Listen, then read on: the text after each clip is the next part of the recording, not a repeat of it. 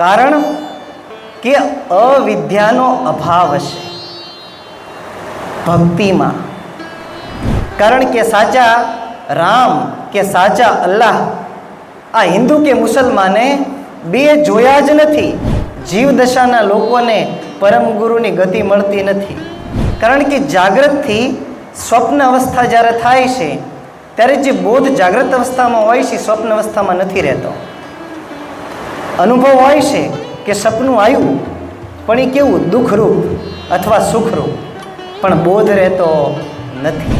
દ્રષ્ટારૂપ બોધ રહેતો નથી, સાક્ષી રૂપ બોધ રહેતો નથી. કોઈ વસ્તુને જોઈ રહ્યા હોય એવો બોધ હોતો નથી. જાગ્રતનું સુખ સાચું કે સ્વપ્નનું દુઃખ સાચું? હું કોણ છું, ક્યાંથી આવ્યો છું અને ક્યાં જઈશ, આનો લેશ માત્ર જનક રાજાને બોધ નહોતો. હિન્દુ અને મુસલમાનના વાદ વિવાદ મટતા નથી. વાદ વિવાદ ત્યાં સુધી નહીં મટે જ્યાં સુધી પોતાના નિજ સ્વરૂપને નહીં જાણવી ત્યાં સુધી. પ્રભુએ મંદિરે નથી બનાવ્યું કે મસ્જિદે નથી બનાવ્યું. પ્રભુએ તો માત્રમાં માત્ર સ્થાવર જાતિ અને જંગમ જાતિ આ બે જ બનાવી છે ને એ કેવી નિર્વસ્ત્ર, કપડા વગરની. આ બધા ચોલા પહેરાવ્યા છે. આપણે સ્વયં જ ભ્રમિત કર્યા છે. આપણા મનુષ્યના મનના વિકારે આ મંદિર અને મસ્જિદ નામની વસ્તુ બનાવી છે. એને તો એક જ મંદિર બનાવ્યું છે આ વિશ્વ. મંદિર એક જ છે, મસ્જિદ એક જ છે, યા સમસ્ત બ્રહ્માંડ. એટલે દયાળુ કહેશે કે મંદિર અને મસ્જિદના નામ ઉપર ઝઘડો ન કરશો. એ તો માત્રમાં માત્ર અમુક મલિન લોકોના રોટલા શેકવા માટે મંદિર અને મસ્જિદ બનાવેલા છે. કે મોકો કહા ઢૂંઢે હેરે બંદે મેં તો તેરે પાસ નહીં. હિન્દુ કહેશે અમને રામવાલા છે અને મુસલમાન એમ કહેશે કે અમને અલ્લાહવાલા છે. આ બે આખી જિંદગી લડી અને મરી ગયા, પણ સાચો મરમ કોઈએ જાણ્યો નથી. પણ જો એ મૂર્તિમાં પ્રભુ હોત તો અત્યાર સુધી પ્રભુ પ્રાપ્ત થઈ ગયા હોત. એ ઘોરમાં જો અલ્લાહ હોતા હોત તો અત્યાર સુધી મુસલમાનોને પણ પ્રાપ્ત થઈ ગયા હોત. પણ પ્રભુ ના તો મંદિર જેવા છે કે ના તો મસ્જિદ જેવા છે. એ તો એક અદ્વૈત છે. चैनल को सब्सक्राइब करिए, बेल आइकन दबाइए, ये वीडियो ज्यादा से ज्यादा लोगों तक पहुंचे.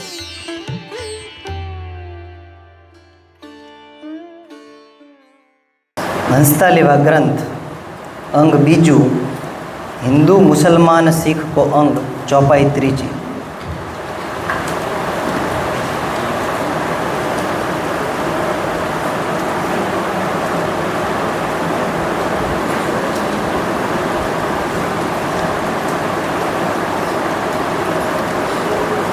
एक को देवल देव को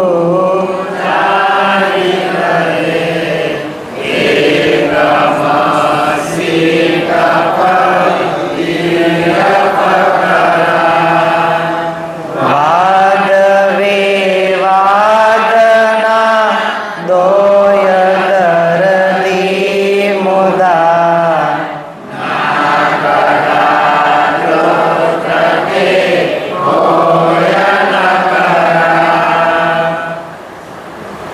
अनंत ब्रह्मांडाधीश अनंत अंशों ने तारणहार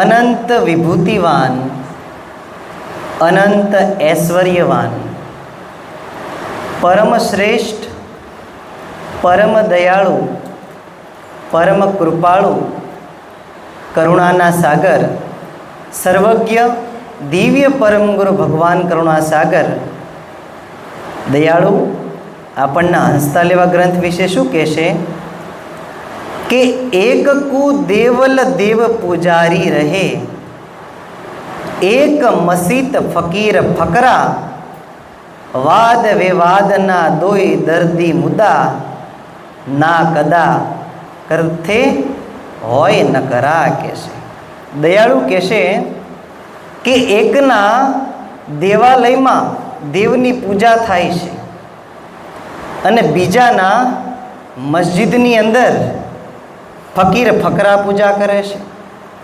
વાદ વિવાદના દો દર્દી મુદ્દા, આ બંને એકાબીજીની સાથે વાદ વિવાદ કરે છે.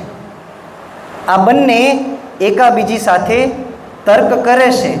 પણ દયાળુ કહેશે ના કદા કર્તથે હોય નકરા, પણ કર્તાના કર્તથી જુદું થઈ અને બેમાંથી કોઈએ જોયું નહીં. એ હિન્દુ હોય કે મુસલમાન હોય, એ કર્તાના કર્તમાં જન્મા અને કર્તાના કર્તની અંદર જ તે વિરામ પામી ગયા. શા માટે? કારણ કે અવિદ્યાનો અભાવ હશે. ભક્તિમાં અવિદ્યાનો અભાવ છે. ભક્તિની અંદર, ભજનની અંદર, સ્મરણની અંદર, સેવાની અંદર, યજન ભજનની અંદર આ અવિદ્યાનો અભાવ એવો છે મનનો કે જે હિન્દુ અને મુસલમાનની ગ્રંથિ છૂટવા દેતું નથી. એક કુ દેવલ દેવ પૂજારી કહેશે, એકના દેવાલયની અંદર પૂજારી પૂજા કરે છે, ટંકોરી વગાડે છે, આરતી કરે છે, અર્ચના કરે છે, અને બીજાના મસ્જિદની અંદર ફકીર અને ફકરાઓ મળી અને એના અલ્લાહની બંદગી કરે છે. પણ હજુ સુધી અલ્લાહ સુધી બંદગી પહોંચી નથી. મુસલમાનની અલ્લાહ સુધી બંદગી નથી પહોંચી અને હિન્દુની રામ સુધી બંદગી પહોંચી નથી. કારણ કે સાચા રામ કે સાચા અલ્લાહ આ હિન્દુ કે મુસલમાને બે જોયા જ નથી. કારણ કે આ બંને વાદ વિવાદમાં પડી ગયેલા છે. હિન્દુ કહેશે કે રામ સાચા અને મુસલમાન એમ કહેશે કે અલ્લાહ સાચા. મુસલમાનો એમ કહેશે કે તમારા હિન્દુ ધર્મના જે રામ છે એનું કોઈ અસ્તિત્વ જ નથી, અને હિન્દુનું એમ કહેશે કે તમારા મુસલમાન ધર્મના અલ્લાહનો કોઈ અસ્તિત્વ નથી. પણ દયાળુ કહેશે કે બંને વાદ વિવાદમાં પડી ગયા છે કે આ સત્ય કે પેલું સત્ય, આ સત્ય કે પેલું સત્ય.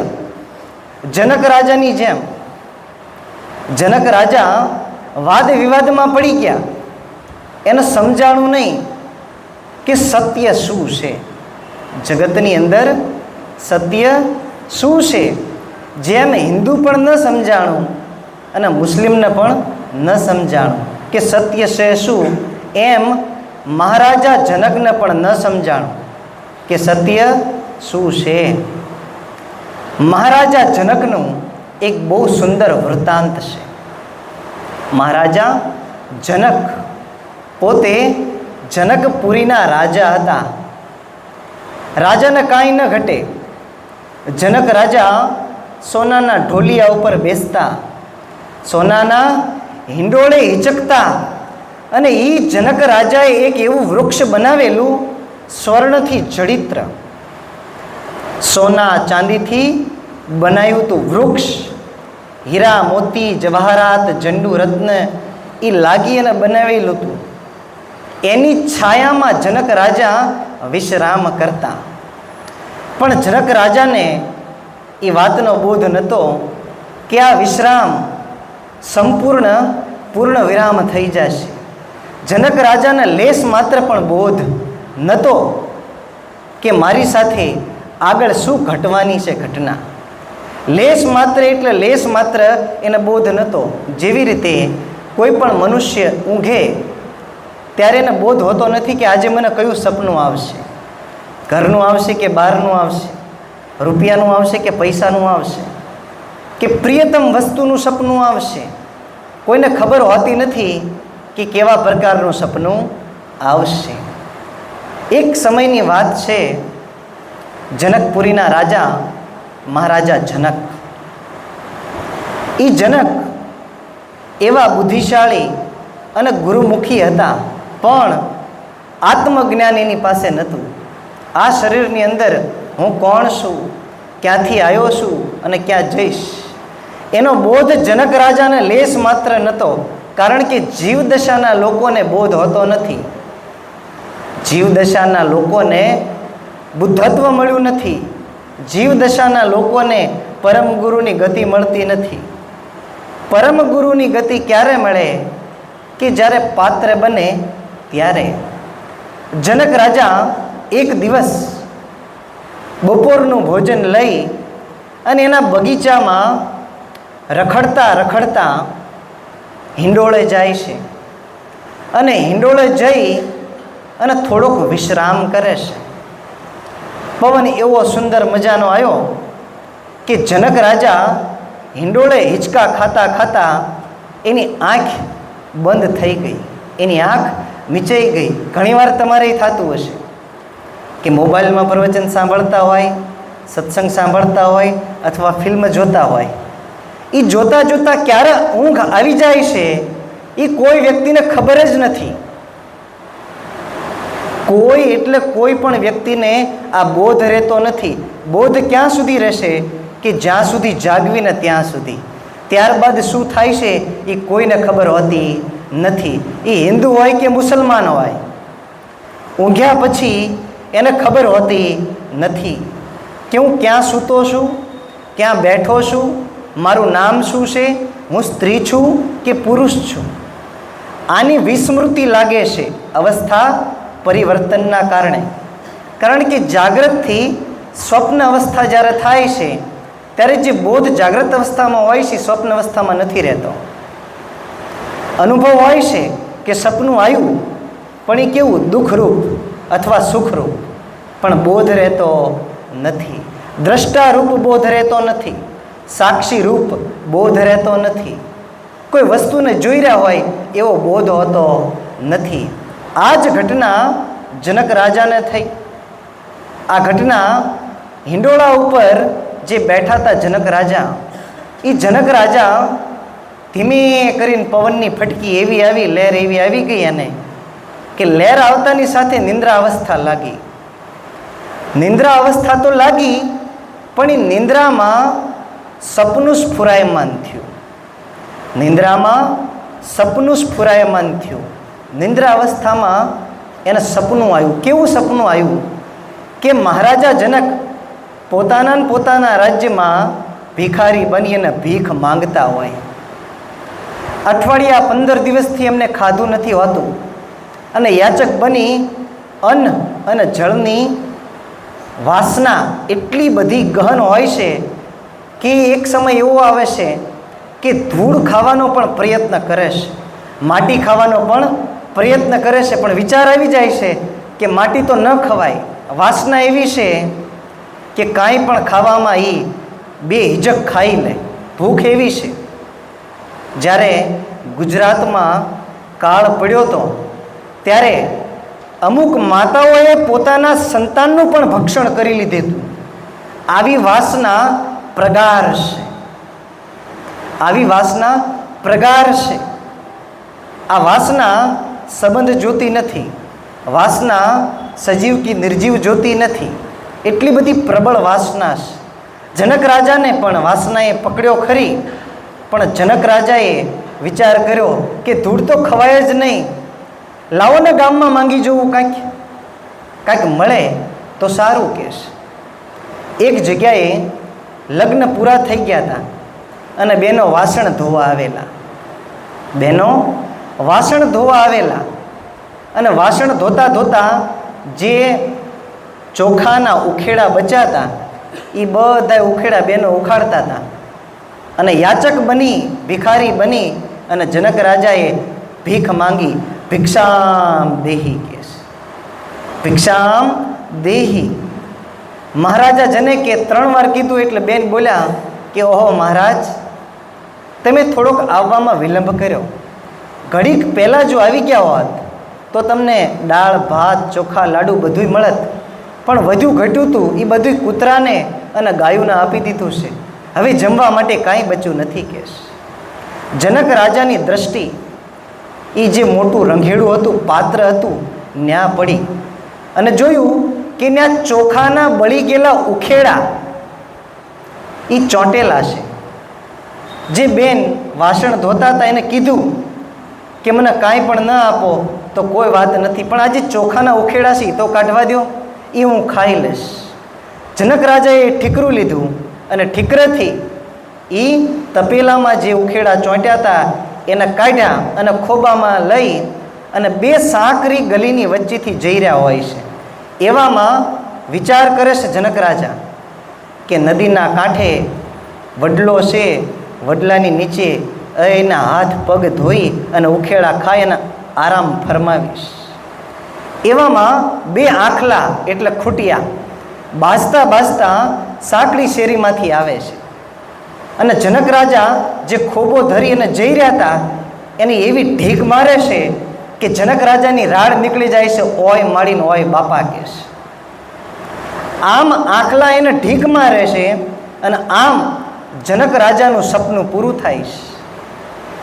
પણ બુદ્ધિશાળી હતા, વિચાર કર્યો કે અત્યારે હું જાગ્રત અવસ્થામાં આ જનકપુરીનો રાજા છું એ સાચું, કે પછી મારીને મારી જનકપુરીની અંદર ભિખારી બની યાચક બની અને ભીખ માંગતો હતો એ ભિખારીનું દુઃખ સાચું, જાગ્રતનું સુખ સાચું કે સ્વપ્નાનું દુઃખ સાચું. આજુબાજુના પ્રાંતના જેટલા પંડિત હતા, મુલ્લા હતા, ત્યાગી હતા, વૈરાગી હતા, સંન્યાસી હતા, બ્રાહ્મણો હતા, બધાને બોલાવ્યા.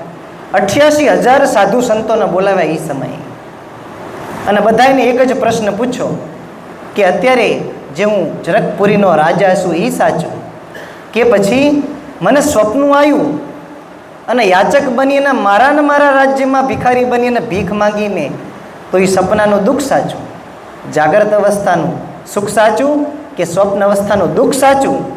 આ પ્રશ્નનો જવાબ કોઈ પણ આપી શક્યા નહીં.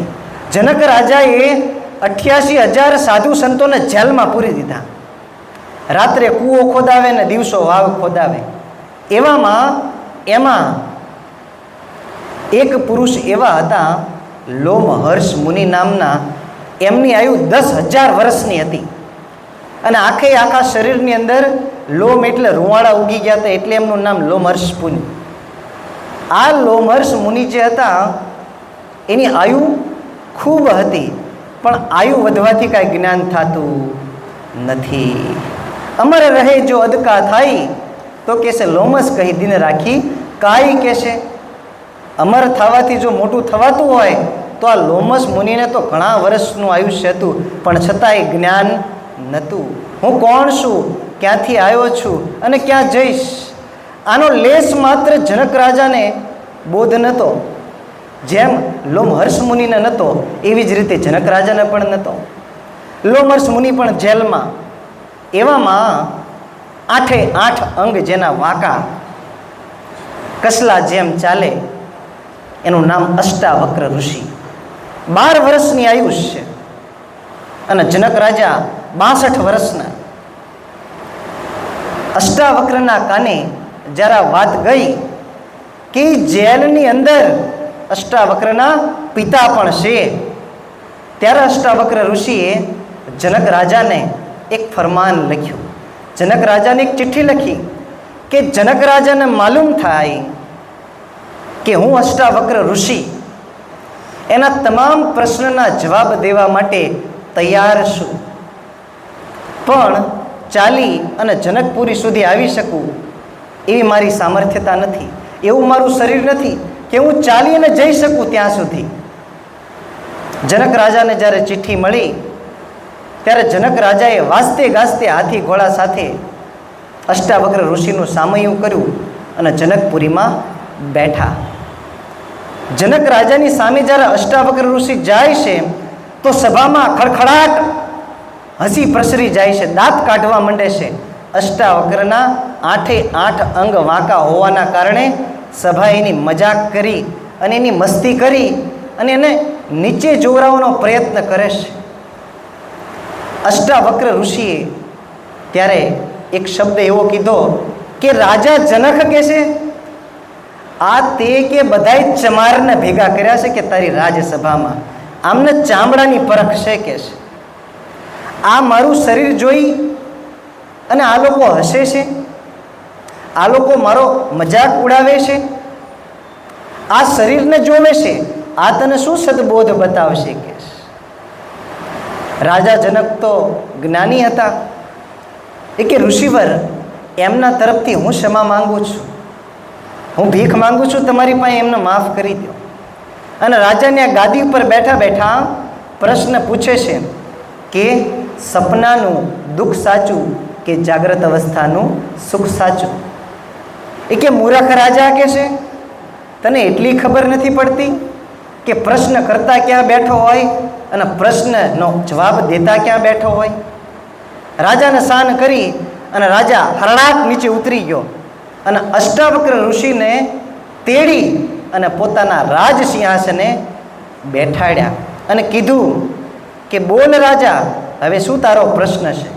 એ કે મુનિવર, ઋષિવર, મારો એક જ પ્રશ્ન છે કે હું અત્યારે હાલ આ જનકપુરીનો રાજા છું. તમે જુઓ તો શું કે દાસ દાસીઓ રાણીઓ કોઈ આગો તાગો નથી, કોઈ વસ્તુનો કાંઈ ઘટતું નથી. ખાવાથી લઈ પીવા સુધી, પહેરવાથી લઈને ઓઢવા સુધી કાંઈ એવી વસ્તુ નથી કે જે મારા રાજ્યમાં ન હોય. તો આ અત્યારે હું રાજા છું જનકપુરીનો, એ સાચું છે કે પછી સપનામાં ભિખારી બની અને ભીખ માંગી મેં મારા જનકપુરીમાં કોઈ ભીખ ન આપી અને આંખલાએ ઢીક મારી એટલે આંખ ઉઘડી ગઈ કેસ? તો જાગ્રત અવસ્થાનું સુખ સાચું કે સ્વપ્ન અવસ્થાનું દુઃખ સાચું? એ કે સાંભળ રાજા, હવે જે તને જવાબ આપું છું એનીથી તારા તમામ વાદ વિવાદ મટી જશે કે છે, જેમાં હિન્દુ અને મુસલમાનના વાદ વિવાદ મટતા નથી. વાદ વિવાદ ત્યાં સુધી નહીં મટે જ્યાં સુધી પોતાના નિજ સ્વરૂપને નહીં જાણવી, ત્યાં સુધી વાદ વિવાદ ત્યાં સુધી નહીં મટે. જનક રાજાને અષ્ટાવક્ર ઋષિ કહે છે કે સપનું કોને જોયું? રાજાએ જવાબ આપ્યો કે મેં. અત્યારે રાજા કોણ છે? તાકે હું. તાકે તારું આ જાગ્રત અવસ્થાનું સુખ પણ ખોટું છે અને સ્વપ્ન અવસ્થાનું દુઃખ પણ ખોટું છે કે? તો એ મુનિવર સાચું શું છે? તો કે અત્યારે જે તું બોલ્યો કે છે કે જનક રાજાનો અત્યારે હું રાજા છું અને સપનું જે છે એનું જે દુઃખ છે એ તું જ ભોગવશ. તો તે જે કીધું કે સપનું મેં જોયું અને અત્યારે દુઃખી પણ હું જ છું સપનાના કારણે, તારા શરીરની અંદર મેં અને હું જે બોલવા વાળો છે ને એ જ સાચું છે. બાકી તારી અત્યારે જાગ્રત અવસ્થાની સુખ પણ સુવિધા પણ ખોટી છે અને સ્વપ્ન અવસ્થાની પીડા પણ ખોટી છે કે? તારા શરીરની અંદર જાગ્રત અવસ્થા અને સ્વપ્ન અવસ્થા ભોગવનાર જે ચૈતન્ય છે એ એક જ સાચો છે કે છે, બીજું બધું ખોટું છે કે છે? તો કે ચૈતન્યને ઓળખવો કેમ? તો કે ગુરુ કરાવવા પડે કે છે. અને અષ્ટાવક્ર ઋષિ જે 12 વર્ષના હતા એને 62 વર્ષના જનક રાજા એની પાસે મંત્ર દીક્ષા લેશે, ગુરુ દીક્ષા લેશે અને ત્યારબાદ એનો વાદ વિવાદ ટળ્યો. પણ આ હિન્દુ મુસલમાનનો વાદ વિવાદ ટળતો નથી. એટલે દયાળુ કહે છે કે એક કુ દેવલ દેવ પૂજારી, એક મસ્જિદ ફકીર ફકરા કે છે. એકના દેવાલયમાં પૂજારી ઘંટી વગાડી અને આરતી કરે છે અને બીજા મસ્જિદની અંદર ફકીર અને ફકરાઓ હવન કરે છે કે છે. પણ આ બે દર્દી કે છે, મુદ્દા છે કે છે, આ બે મરીજ છે કે છે, રોગી છે જે ભવબંધન ટાળી શકતા નથી. આ બંને રોગી છે, એવા રોગી કે જે સદાની માટે રહેશે જ્યાં સુધી સદગુરુની ગતિ નહીં મળે ત્યાં સુધી.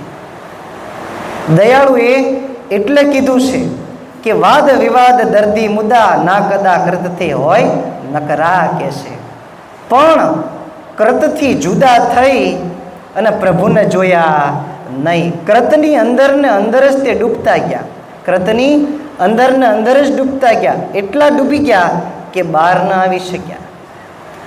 આ મંદિર અને મસ્જિદ આ બંને એક એવી વસ્તુ છે કે જે મનુષ્યએ બનાવી છે, પ્રભુએ બનાવી નથી. પ્રભુએ મંદિરે નથી બનાવ્યું કે મસ્જિદે નથી બનાવ્યું. પ્રભુએ તો માત્રમાં માત્ર સ્થાવર જાતિ અને જંગમ જાતિ આ બે જ બનાવી છે. ને એ કેવી નિર્વસ્ત્ર, કપડાં વગરની. આ બધા ચોલા પહેરાવ્યા છે. આપણે સ્વયં જ ભ્રમિત કર્યા છે. સ્વયંને કેવા ભ્રમિત કર્યા છે કે ચોલા ઉપર ચોલા, એનો કોઈ અંત આવે નહીં. ડુંગળીને ફોલતા જાઓ એ આખી ફોલાઈ જાય, પણ એની અંદર છે શું એ દેખાય નહીં. એટલા બધા ચોલા પહેર્યા છે. આ ચૈતન્ય અંશે સંગ કર્યો જ્યારથી જળનો, ત્યારથી ચોલા પહેર્યા છે. એ ચોલા જ્યાં સુધી નહીં ઉતારવી, અવસ્થાઓના, અંતઃકરણના, તત્વોના, મન બુદ્ધિના, અહંકારના, ચિત્તના, ત્યાં સુધી આ વાદ વિવાદ મટવાનો નથી. એટલે એક કવિતા છે કે जिसने सूरज चांद बनाया, કે છે जिसने सूरज चांद बनाया. પૂર્ણિમાનો દિવસ હોય એટલે ક્યારેક નિરાતે, પૂર્ણિમાની રાતે ચંદ્રને જોજો. એ ચંદ્રની અંદર કેટલો અલૌકિક દેદીપ્ય પ્રકાશ હોય છે. એવો પ્રકાશ ચંદ્રને કૈવલ્ય આપ્યો. આ સૂરજની અંદર અલૌકિક પ્રકાશ છે કે જે આખા જગતને પ્રકાશ આપે છે. અજ્ઞાન રૂપી અંધારામાંથી જ્ઞાન રૂપ અંજવાળામાં લાવે છે આ સૂરજનો પ્રકાશ. जिसने सूरज चांद बनाया, જેને આવો સૂરજ અને આવો ચંદ્ર બનાવ્યો, એ મંદિર અને મસ્જિદ બનાવવાનું ભૂલી ગયો? એ નથી ભૂલ્યો. એ બિલકુલ નથી ભૂલ્યો. જેને જે બનાવવાનું હતું એ બનાવ્યું છે. પણ આપણા મનુષ્યના મનના વિકારે આ મંદિર અને મસ્જિદ નામની વસ્તુ બનાવી છે. દેવ પૂજારી બનાવ્યા છે, મસ્જિદ ફકીર ફકરા બનાવ્યા છે. એ આ મનુષ્યના મલિન મને બનાવ્યા છે. બાકી સંસારમાં જેટલી પર્યાપ્ત વસ્તુ, જેટલી જોતવી હતી, એ બધી દયાળુએ આપી દીધી છે આપણને. તમારે કાંઈ બનાવવું પડે એવું દયાળુએ રાખ્યું જ નથી. કાંઈ એટલે કાંઈ ઘટતું જ નથી કે જે પૂરતું કરવું પડે તમારે. એવા દયાળુ છે, એવા કરુણાના સાગર છે, એવા દયાના સાગર છે. જેને એવો સૂરજનો ચાંદ બનાવ્યો અલૌકિક કે જે મનુષ્યના મનને પ્રભાવિત કરે છે. મનુષ્યના મનને પ્રભાવિત કરે છે સૂર્ય ચંદ્ર. આ સૂરજ બનાવવાવાળાએ મંદિર અને મસ્જિદ શા માટે નહીં બનાવ્યું હોય? જરૂર નથી એટલે. અને બિનજરૂરી જે વસ્તુ છે એ મનુષ્યએ બનાવી છે. जिसने तारों को चमकाया, કે છે जिसने તારો કો ચમકાયા, અનંત તારાઓને પણ એને પ્રકાશ આપ્યો, કે છે. રાત્રિના સમયે કોઈ દિવસ ધાબા ઉપર સૂતા હોય, ટેરેસ ઉપર, અગાસી ઉપર, એટલે આકાશ બાજુ જ્યારે દ્રષ્ટિ કરો એટલે તમે જોઈ શકો છો કે તારા કેટલા અદ્ભુત રીતે છે. વગર ટેકે તમારે અને મારે જો બેસવું હોય ને તોય શરીરનો આધાર લેવો પડે છે. પણ આ પૃથ્વી કોના આધારે છે? આ તારાઓ કોના આધારે છે? આ સૂરજ, આ ચંદ્ર કોના આધારે છે? આનેથી મોટો કયો પરચો છે બીજો કે વગર ટેકે સૂરજ છે, વગર ચંદ્રે? આજે ચંદ્ર છે એ પણ વગર ટેકે છે. કારણ કે પૃથ્વીના માલિક છે, દયાળુ, એટલે એને ટેકાની જરૂર પડે નહીં. ચંદ્રને કે સૂરજને કોઈનો ટેકો દયાળુએ આપ્યો નથી.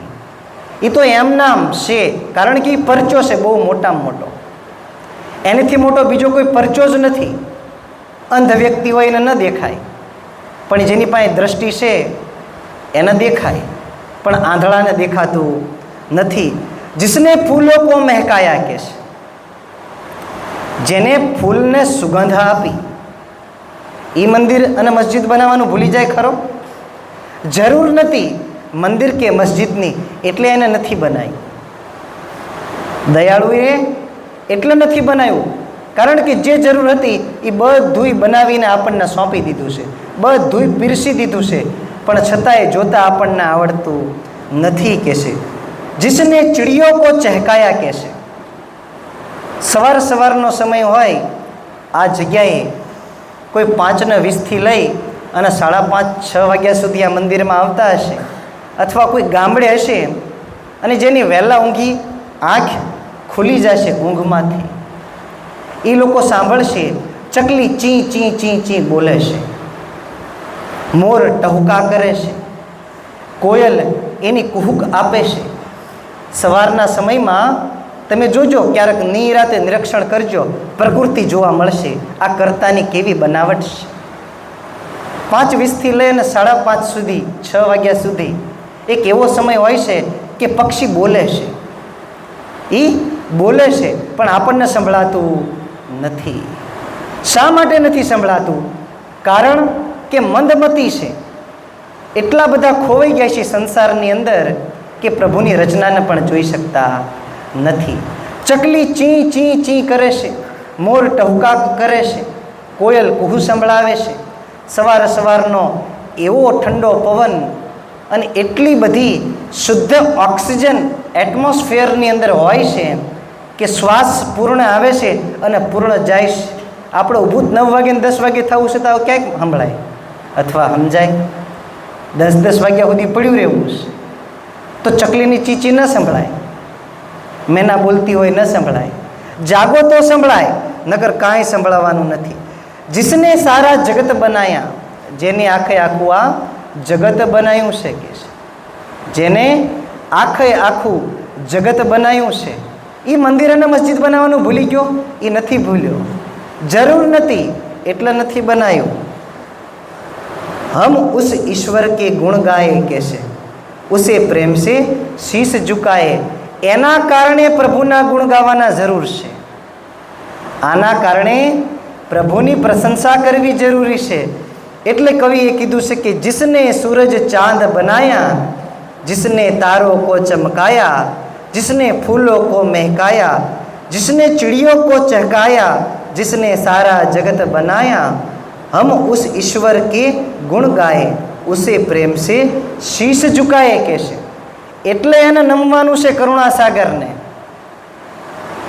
કોઈ સંતાન પ્રાપ્તિ માટે એને નથી નમવાનું, કોઈ જોબ ન લાગતી હોય તો જોબ લગાડવા માટે નથી એને નમવાનું, લેણું થઈ ગયું હોય તો લેણામાંથી બહાર નીકળવા માટે એને નથી નમવાનું. એ તો તમારા ને તમારા કર્મના ફળ તમને મળેલા છે, સુકૃત કે દુષ્કૃત. પણ જે આ સુંદર રચના કરી છે એ રચના આપણને સમજમાં આવે તો જ એના ગુણગાન ગઈ શકવી, નકર એના ગુણગાન ન ગઈ એકાય. નકર તો આ હિન્દુ અને મુસલમાનની જેમ દર્દી મુઆ છે કે છે. આ બધા રોગી છે કે છે, જે લેશ માત્ર સમજી શકતા નથી.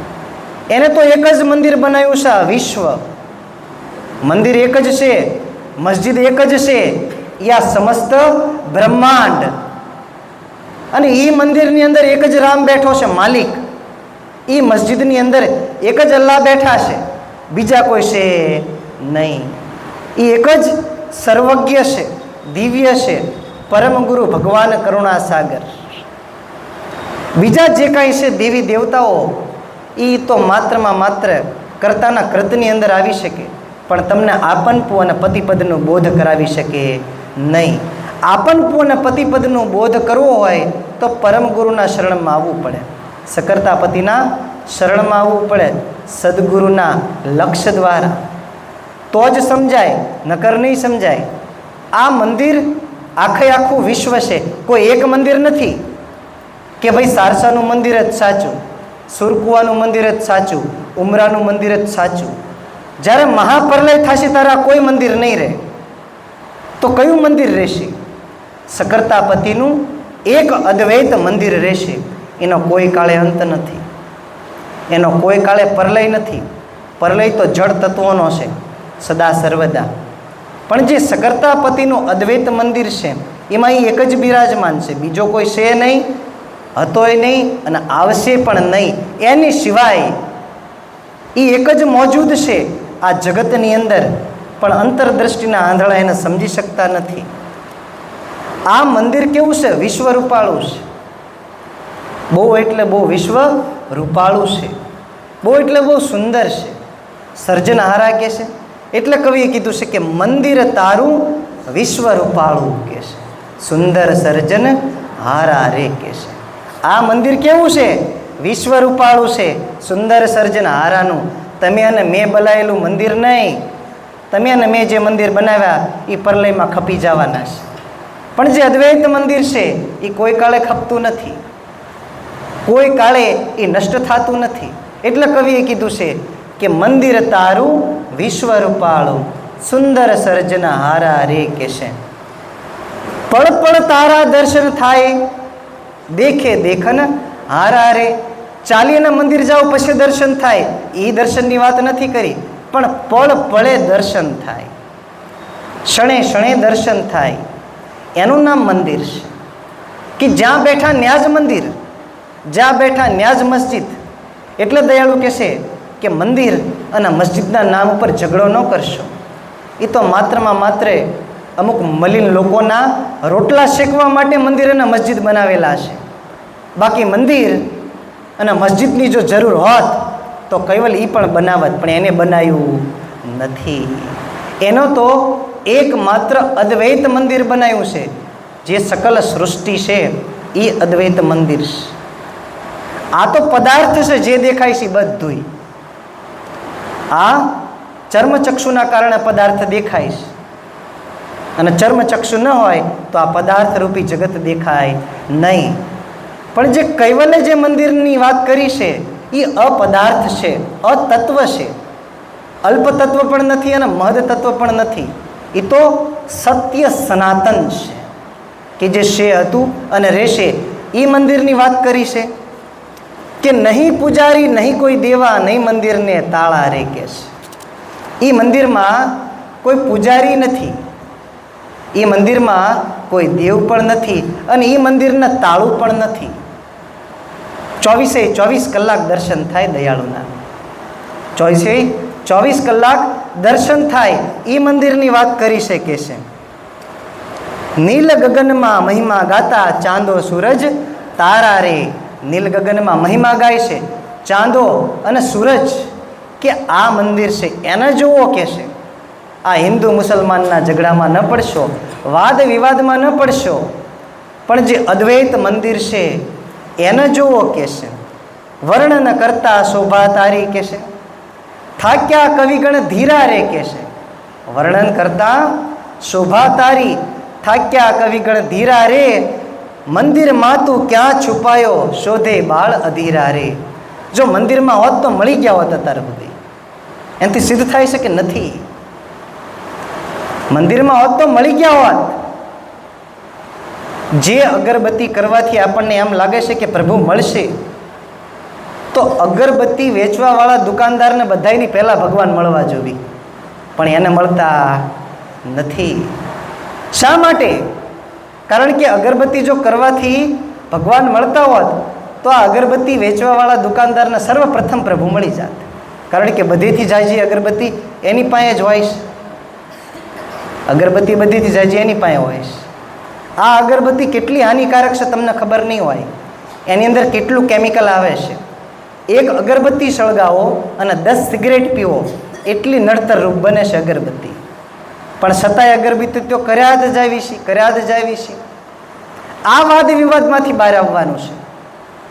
હિન્દુ અગરબત્તી કરે છે અને મુસલમાન હવન કરે છે, હોમ કરે છે ગુગળનો. એનેથી જો મળતા હોત તો જે વૃક્ષની અંદર ગુગળ થાય છે એ કૈવલપદ ન પામી ગયું હોય, એ પરમપદ ન પામી ગયું હોય, ન પામી શકાય. આ મુદ્દો એવો છે કે સામાન્ય મનથી સમજી શકાય નહીં. કૈવલને જો સમજવા હોય, કૈવલના અંશને સમજવો હોય તો આ શરીરમાં રહેલી ચેતનાને સમજવી પડશે, ત્યાં સુધી સમજાશે નહીં. જે વાત હિન્દુ અને મુસલમાન વિશે સર્વજ્ઞ દિવ્ય પરમગુરુ ભગવાન કરુણા સાગરે કરી છે, એવી જ વાત એક બીજા પણ પુરુષ કરેલા છે. એક બીજા પણ પુરુષે આ વાત કરેલી છે. આ જગતની અંદર બે જેવા પુરુષ થઈ ગયા, એક કુવેર અને એક કબીર. કબીરે પણ આવી જ રીતે શબ્દોના છપકા માર્યા છે.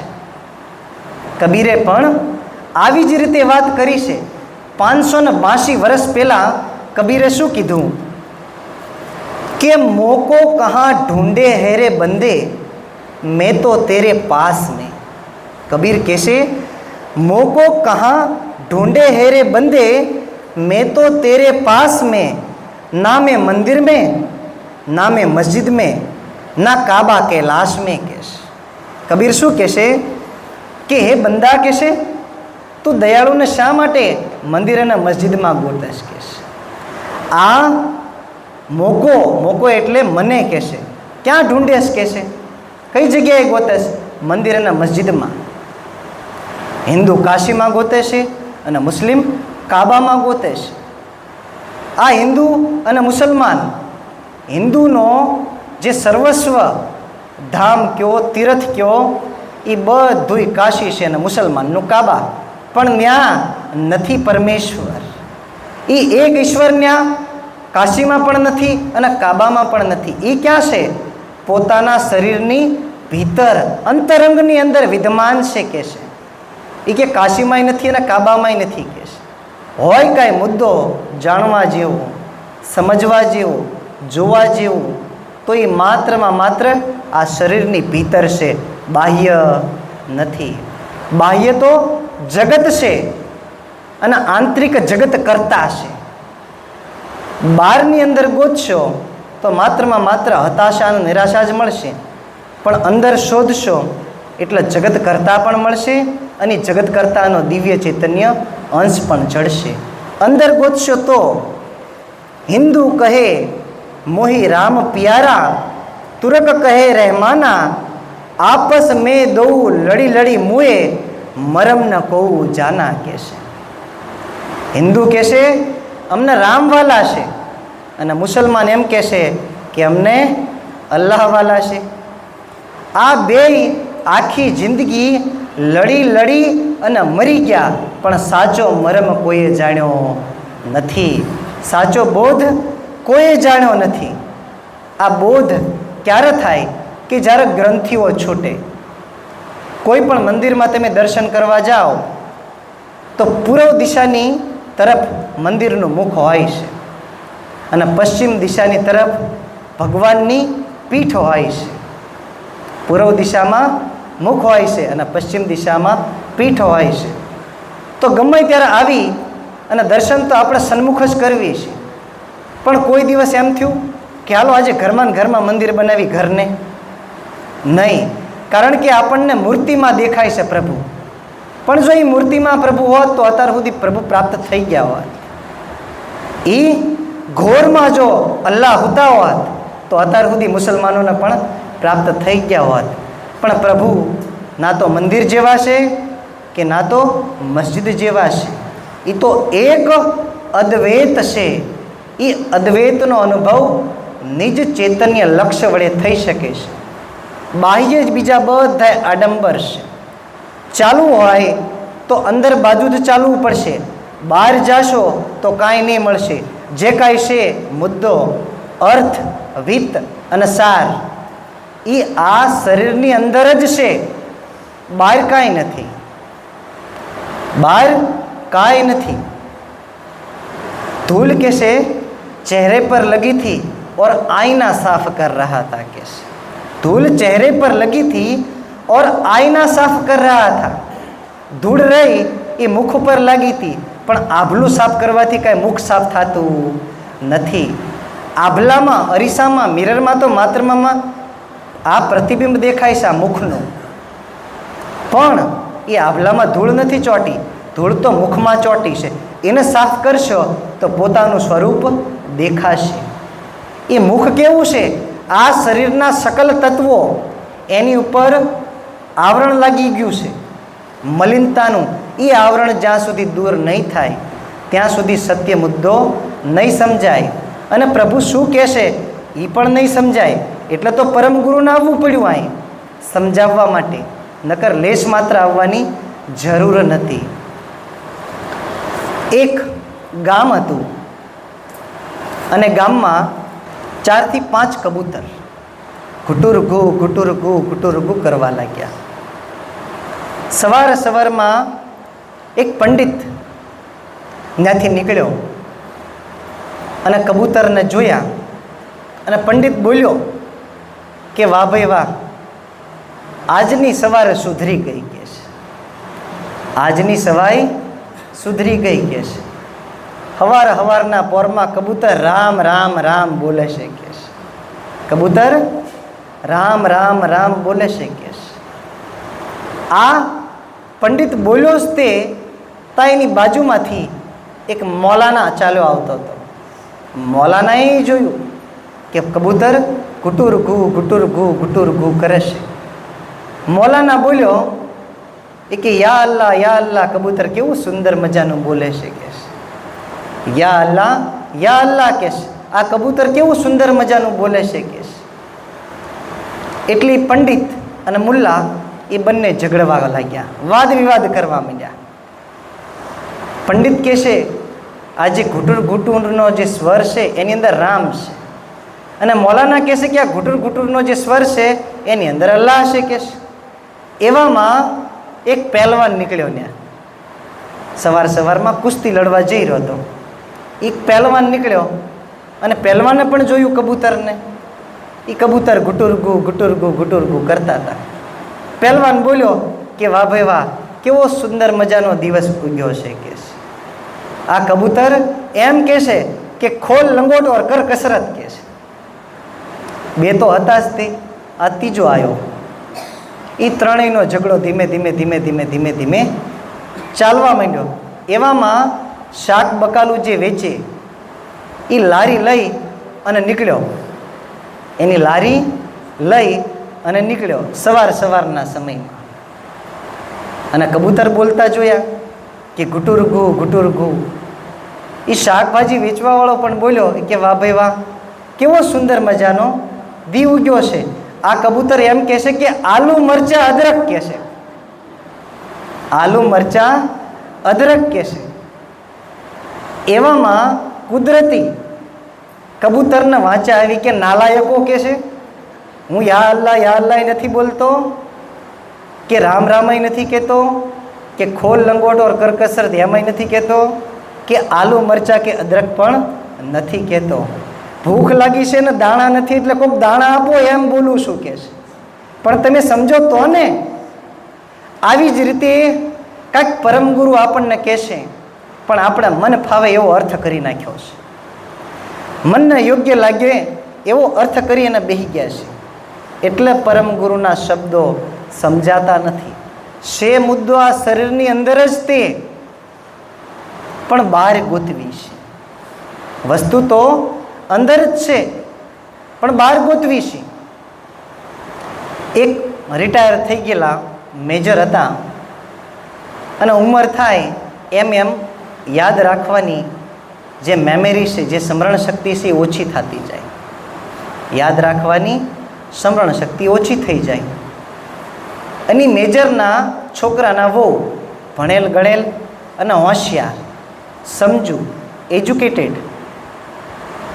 એ મેજરે એના છોકરાની વહુને કીધું કે સવારનો ચશ્મા ગોતું છું પણ જડતા નથી કે છે. ક્યાં મેં કઈ ગયા છે એ મળતા નથી કે છે. અલમારી જોઈ, કબાટ જોઈ, પલંગની નીચે જોયું, છોકરાને પૂછ્યું પણ કે ચશ્મા ક્યાં મેં કઈ ગયા એ ખબર જ નથી કે છે. છોકરાની વહુને ખબર હતા કે ચશ્મા ક્યાં હશે. છોકરાની વહુને તો ખબર હતું કે ચશ્મા કઈ જગ્યાએ પડ્યા છે અથવા કઈ જગ્યાએ એને દેખાય છે. પણ આની ઉંમર થઈ ગયેલી એટલે ભૂલી ગયેલો, યાદ ન આવે કે ક્યાં મૂક્યા હતા. ઘણીવાર તમે એક રૂમમાંથી બીજી રૂમમાં જાઓ ને એટલે બીજી રૂમમાં શા માટે ગયા હતા ને ભૂલાઈ જવાય. ઘણાયને અનુભવ હશે કે રસોડામાંથી ઘરમાં ગયા અથવા ઘરથી રસોડામાં ગયા એટલે વિસ્મૃતિ લાગે ને પછી યાદ કરવું પડે કે શું લેવા આવી હતી આ રસોડામાં અથવા શું લેવા ઘરની અંદર હું આવ્યો હતો. એ ભૂલી જવાય છે. સ્થાન પરિવર્તન થાય એટલે વિસ્મૃતિ લાગે છે. એવી જ રીતે અવસ્થાના કારણે વિસ્મૃતિ લાગેલી છે પ્રત્યેક મનુષ્યને. એ ચશ્મા બીજે ક્યાંય નહોતા, એ મેજરના માથા પર જ હતા. પણ સવારથી લઈને સાંજ સુધી ગોત્યા પણ જડ્યા નહીં. તારા છોકરાની વહુએ કીધું એને કે બાપુજી આ તમારા કપાળે શું ચોંટ્યું છે કે તો કે કાંઈ નથી. હાથ નાખ્યો એટલે ચશ્મા હાથમાં આવ્યા. એવી જ રીતે જે મેજરના ચશ્મા હાથમાં આવ્યા એવી જ રીતે આપણને જ્યાં સુધી અંશનું સ્વરૂપ હાથ ન લાગે ત્યાં સુધી શાંતિ રાખી અને બેસવાનું નથી. ત્યાં સુધી વિરામ લેવાનો નથી. ત્યાં સુધી કોઈ પણ પ્રકારનો બ્રેક લેવાનો નથી કે કોઈ પણ પ્રકારની રિસેસ નથી પાડવાની. અને જો પાડશો તો સમય વીતી જશે અને એકવાર સમય વીતી ગયો પછી બેસી નહીં શકાય. એ કે તારે જાવા ટાણે કાન વયા જાશે રે કે અંતિમ સમય સંભળાવવાનું ઓછું થઈ જાય છે. અને આ બહુ ધીરજપૂર્વક અને શાંતિપૂર્વક વાત સાંભળજો કે કોઈ પણ શરીરનો અંતિમ સમય આવે છે ત્યારે સર્વપ્રથમ તો કાન જ વયા જાય છે. એકેય પ્રકારનો શબ્દ કાને જાતો જ નથી, ન જાય તો સમજાતો નથી. તો અત્યારે તો કાન સક્રિય છે તો કાંઈક પ્રભુના બે શબ્દ સાંભળી લ્યો અને સાંભળીને માર્ગ ઉપર ચાલો. આંખ બંધ થઈ જશે જવાના સમયે તો અત્યારે જોઈ શકો છો તો પોતાના નિજ સ્વરૂપની પ્રત્યે જે કાંઈ ધ્યાનની વિધિઓ છે, જે કોઈ ગ્રંથની અંદર અલૌકિક મુદ્દાઓ લખેલા છે એ વાંચી લ્યો આંખનો ઉપયોગ કરી. આ મુખ છે પોતે તો વાંચવું પણ બીજાને પણ સંભળાવો, વાંચો અને વંચાવો અને માર્ગ ઉપર ચલાવો. સદગુરુનું ઋણ ક્યારે ઉતરે છે? સદગુરુનું ઋણ ક્યારે ઉતરે છે? માત્રમાં માત્ર એક જ કારણથી સદગુરુનું ઋણ ઉતરે છે, બીજો કોઈ કારણ જ નથી. તમને ગુરુએ બોધ આપ્યો અને તમે બોધ થકી માર્ગદર્શન પર ચાલી અને પોતાના નિજ સ્વરૂપે થયા પછી એને વહેંચો જગતની અંદર. જગતની અંદર વહેંચો. જેમ નરવેદ સાગર મહારાજ શ્રીને અનુભવ થયો એટલે એમને જગતને આપ્યું. પદના માધ્યમ થકી, શબ્દોના માધ્યમ થકી, ચોપાઈના માધ્યમ થકી અચરતબાએ પણ આપ્યું. ગુરુનો ઋણ માત્રમાં માત્ર જે પોતાના નિજ સ્વરૂપનો બોધ થયો છે એ બોધને એ બોધ ઉપર ચાલી અને બીજા પણ લોકો ત્યાં પહોંચી શકે એની માટે ઋણ ઉતરે, બાકી ઋણ ઉતરતું નથી. ઋણ ચડેલું જ હોય છે. ગુરુનું ઋણ ત્યારે જ ઉતરે કે જ્યારે પોતે સમજી અને બીજાને સમજાવવી ત્યારે જ એ ઋણ ઉતરે. આ કોઈ એવી મૂડી નથી કે ખર્ચવાથી ખૂટી જાય છે. આ કોઈ એવી મૂડી નથી કે ચોર એને લૂંટી જાય છે. એટલે તો મીરાએ કીધું કે ખર્ચે ના ખૂટે, ચોર ના લૂંટે કે છે. દિન દિન બળત સવાયો કે છે. આવું જ્ઞાન જે તમને અંતરંગથી પ્રાપ્ત થયું છે, પોતાના હૃદયથી પ્રાપ્ત થયું છે, એ બીજાને વહેંચો. પર્યાપ્ત છે એટલું રાખો, બીજું વહેંચી દો. હવે ધન નથી વેચતા તો જ્ઞાન વેચી એકવી. ખીચામાં પડેલું ધન નથી વેચતા તો જ્ઞાનનો અભિમાન આવી જાય, જ્ઞાન ન વેચી શકે, લેશ માત્ર ન વેચી શકે. એટલે દયાળુ કહેશે કે એક કુ દેવલ દેવ પૂજારી રહે, એક મસીત ફકીર ફકરા, વાદ વિવાદના દોય દર્દી મુદા, ના કદા કરત થે હોય નકરા કહેશે. આ વાદ વિવાદથી છૂટી અને પોતાના નિજ સ્વરૂપ બાજુ વળો, અંદર બાજુ વળો. અને અંદર બાજુ વળશો એટલે જગત પર તે અભાવ આવવા માંડશે. એક પ્રકારની મૌન રહેવાની ભાવના હૃદયમાં ઉત્પન્ન થશે. તમે અંતર્મુખી ત્યારે જ સમજજો સ્વયંને કે જ્યારે મૌન રહેવાની ભાવના થાય. તમે અંતર્મુખી સ્વયંને ત્યારે જ સમજજો કે જ્યારે સંસારમાં કાંઈ રસ જ ન રહે, નિરસ લાગે, તૃણાવંત લાગે, આખે આખું જગત તૃણાવંત એક તરણાની જેમ લાગે. એવું જ્યારે તમારા હૃદયની અંદર બોધ થશે, એવો જ્યારે તમારા હૃદયની અંદર અનુભવ થશે, તો સમજી લેવાનું કે આપનપુ બાજુ વળી રહ્યા છે. ધીમે ધીમે સમજી લેવાનું કે સ્વયંની બાજુ યાત્રા ચાલુ થઈ ગઈ છે. અને જો હજુ સંસારમાં રસ લાગતો હોય, હજુ સંસાર સારો લાગતો હોય, તો સમજી લેવાનું કે આપનપુ અને પતિપદ બહુ દૂર છે.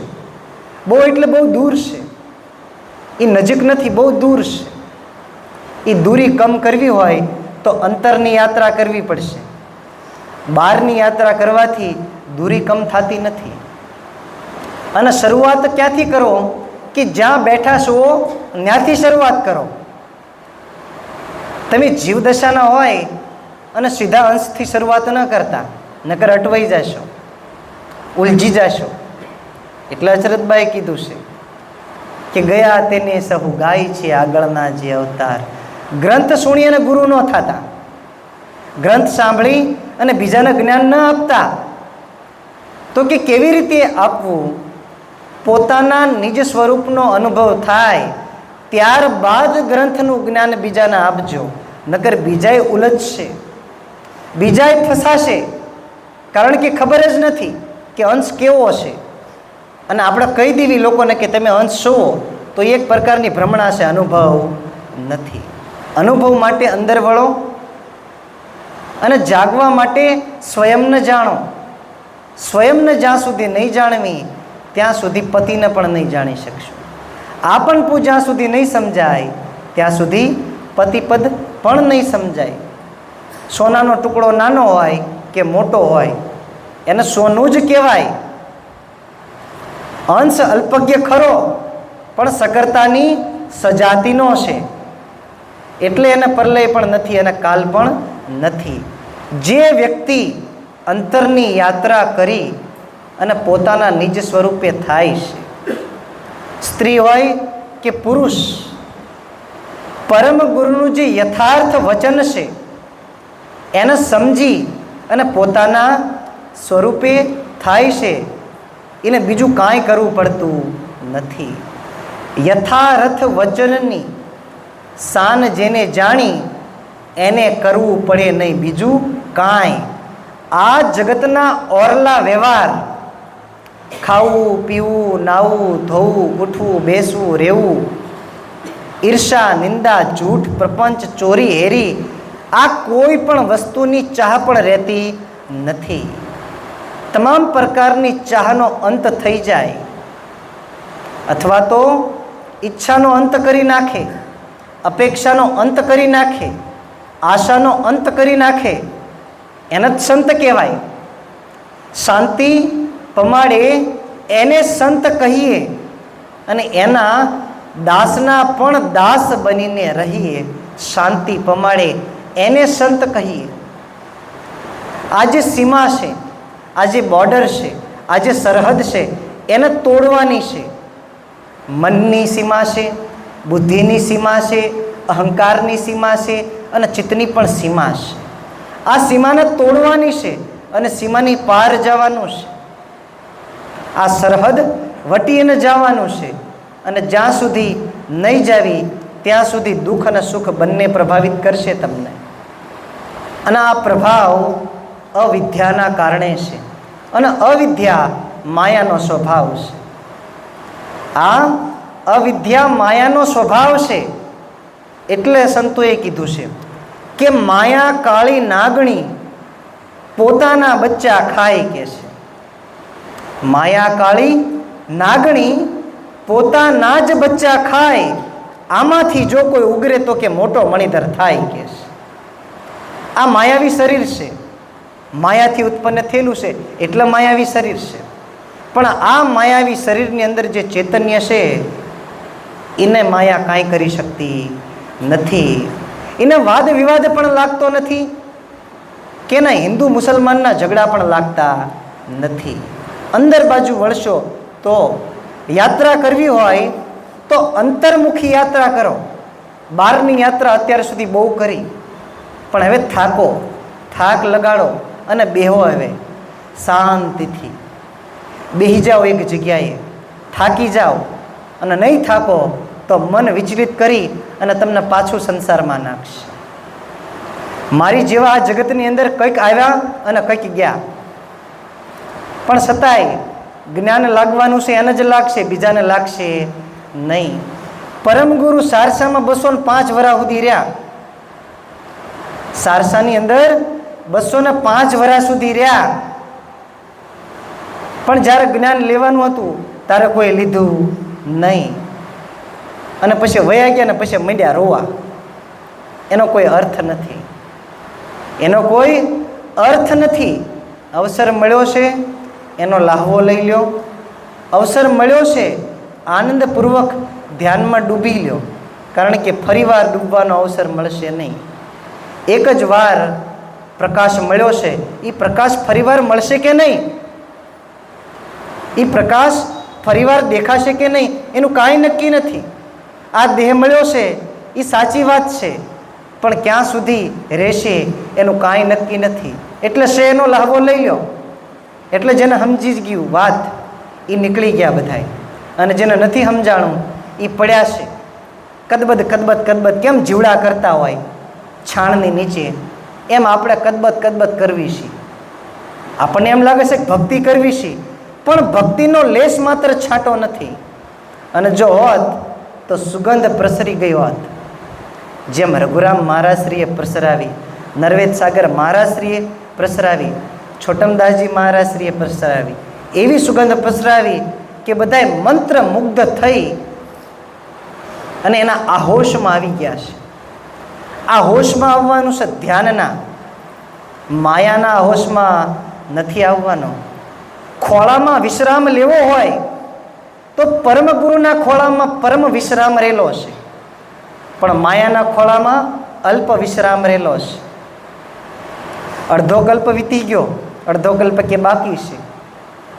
અડધો કલ્પ વીતી ગયો, અડધો કલ્પ બાકી છે, પણ છતાંય એમાં અનુભવ ન કર્યો તો પછી દોષ આપણો છે. આપણે બીજાના દોષ દેવાય નહીં, એ પછી ભૂલ આપણી છે. પરમ ગુરુએ અવસર આપ્યો છે, ચૂકી ગયા તો ચૂકી ગયા. જેને મેળવી લીધું એને મેળવી લીધું, અને જેને રહી ગયું એને રહી ગયું. એટલે દિવ્ય પરમ ગુરુ ભગવાન કરુણા સાગરનું યજન ભજન કરવું ખૂબ જરૂરી છે. હિન્દુ મુસલમાનના ઝઘડામાં પડશો નહીં. આજ માટે આટલું જ થાય.